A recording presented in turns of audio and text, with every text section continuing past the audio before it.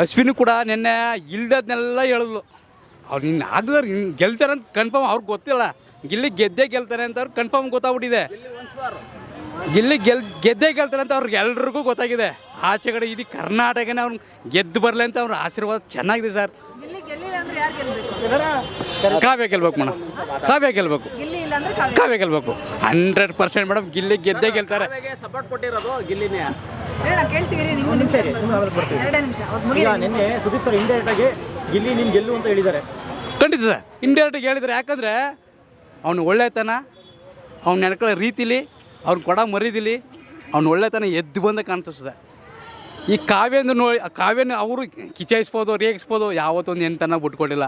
ಅವ್ನು ಯಾವ ರೀತಿ ಹೆಣ್ಮಕ್ಳಿಗೆ ಏನು ಗೌರವ ಕೊಡಬೇಕು ಅದೇ ರೀತಿ ಗೌರವ ಕೊಡ್ತಾನೆ, ಬೇರೆಯವ್ರಿಗಲ್ಲ. ಅಲ್ವ ಸರ್? ಓಕೆ, ಧ್ರುವ ಅಂತ ಹೇಳ್ತಾರೆ. ಧ್ರುವ ಅಂತ ಅವ್ನು ಬಿಡಿ ಸರ್, ಒಂಥರ ಕೋತಿ ಇದ್ದಂಗೆ ಅವರು. ಇಲ್ಲಿ ಈ ಕಂಬಂದು ಇವನು ಚೆನ್ನಾಗಿದ್ರ ಪಕ್ಕಕ್ಕೆ ನೆಗತ್ತಾರೆ, ಅಲ್ಲಿದ್ದ ಪಕ್ಕಕ್ಕೆ ನೆಗತ್ತಾರೆ ಅಷ್ಟೇ. ಅವ್ರದ್ದೇನು ತಾತ್ಕಾಲಿಕ.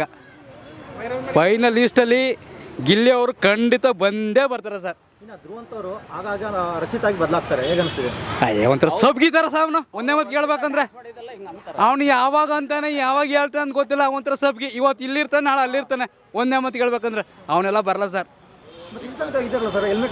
ಸಾರ್ ಇರ್ತಾರೆ. ಈ TRP ಅವ್ನು ಮಾಡ್ಬೇಕಲ್ಲ, ಇವನು ಆ ಕಾಲ್ ಕೋಳಿ ಜಗಳ ಇರ್ತಲ್ಲ ಸರ್, ಇದು ಇಂಟ್ರೆಸ್ಟ್ ಆಗಿರುತ್ತೆ ಅಂತ ಅವ್ರು ಇಟ್ಕೊಂಡ್ರೆ ಅಷ್ಟೇ.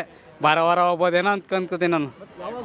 ಅಶ್ವಿನಿ ಮತ್ತೆ ಧ್ರುವಂತ ಒಟ್ಟಾಗಿ ಗಿಲ್ಲಿ ಮೇಲೆ ಜಗಳಕ್ಕೆ ಹೋಗ್ತಾರೆ, ಹೇಗನ್ನಿಸ್ತಿದೆ? ಅದೇ ಮುಂದಕ್ಕೆ ಬರ್ತಾನಲ್ಲ ಗಿಲ್ಲಿ ಗೆದ್ದುಬಿಟ್ರೆ ನಮ್ಗೆ ಗೆಲ್ಬೇಕಂತ ಅವ್ರು ಪಾಠ ಗಿಲ್ಲಿಗೆ ಬಿಟ್ಕೊಡ್ಬಾರ್ದು ಚಾನ್ಸ. ಅವ್ರಿಗೆ ಗೊತ್ತಾಗ್ಬಿಟ್ಟಿದೆ. ಯಾಕಂದರೆ ಬಂದ ಫ್ಯಾಮಿಲಿಗಳೆಲ್ಲ ಗಿಲ್ಲಿಗೆ ಸಪೋರ್ಟ್ ಮಾಡಿದ್ರು ಹೊರತು ಅಶ್ವಿನಿಗೆ ಸಪೋರ್ಟ್ ಮಾಡಿಲ್ಲ. ಪ್ರತಿಯೊಂದು ಫ್ಯಾಮಿಲಿ ಬಂದು ಪ್ರತಿಯೊಬ್ರು ಗಿಫ್ಟ್ ಕೊಟ್ಟಿದ್ದಾರೆ ಗಿಲ್ಲಿಗೆ, ಯಾರಿಗೂ ಕೊಟ್ಟಿಲ್ಲ. ಇವ್ರಿಗೆಲ್ಲ ಮನಸ್ಸಲ್ಲಿ ಗಿಲ್ಲಿ ಗೆದ್ದೋಗೈತೆ, ಗಿಲ್ಲಿ ಗೆದ್ಕೊಂಡವನೇ, ಇವನ್ನ ತುಳಿಬೇಕು ಅಂತ ಈಗ ಟ್ರೈ ಮಾಡ್ತಾವ್ರು ಅಷ್ಟೇ. ಗಿಲ್ಲಿಯವರ ಅಪ್ಪ ಬಂದ್ಬಿಟ್ಟು ಗಿಲ್ಲಿಗೆ ಬ್ರಾಸ್ಲೆಟ್ ಕೊಡ್ತಾರೆ, ಅದನ್ನ ಗಿಲ್ಲಿ ಕಾವ್ಯರಪ್ಪ ಸರ್, ಕಾವ್ಯರಪ್ಪ ಕೊಟ್ಟಿರೋದು.